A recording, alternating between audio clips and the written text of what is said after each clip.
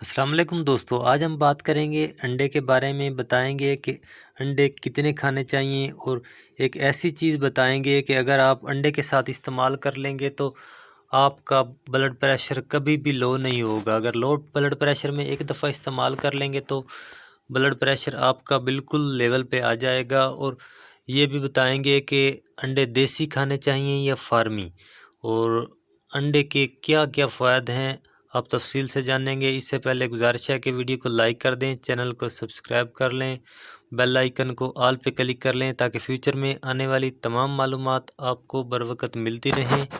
दोस्तों, अंडे विटामिन और मिनरल से भरपूर होते हैं। ख़ासकर बच्चों की नशोनुमा में इनका बहुत अहम किरदार है।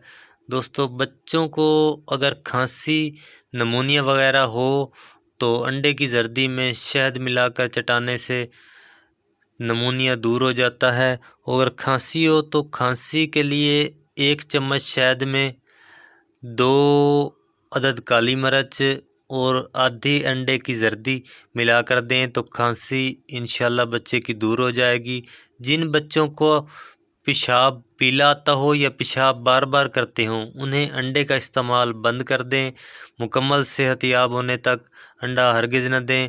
जिन हजरात का ब्लड प्रेशर लो होता है वो हजरात एक अंडा रोज़ाना, उसमें 1 चुटकी नमक और 1 चुटकी पिसा हुआ अदरक, जिसे सुंड कहते हैं, वो मिलाकर 8 दिन इस्तेमाल करें। उनका ब्लड प्रेशर कभी भी लो नहीं होगा। दोस्तों, एक सेहतमंद इंसान 2 से 3 अंडे एक दिन में इस्तेमाल कर सकता है। इससे ज़्यादा नहीं इस्तेमाल करने चाहिए। अगर इससे ज़्यादा इस्तेमाल करेंगे तो नुकसान होने का अंदेशा है, बजाय फ़ायदे के नुकसान होगा। और अंडा इस्तेमाल करने का सही तरीका हाफ़ बॉयल करके और इसके बाद आमलेट बनाकर भी इस्तेमाल कर सकते हैं। लेकिन अंडे को ज़्यादा देर नहीं पकाना चाहिए, वरना इसमें से विटामिन और मिनरल ज़ाया हो जाएंगे।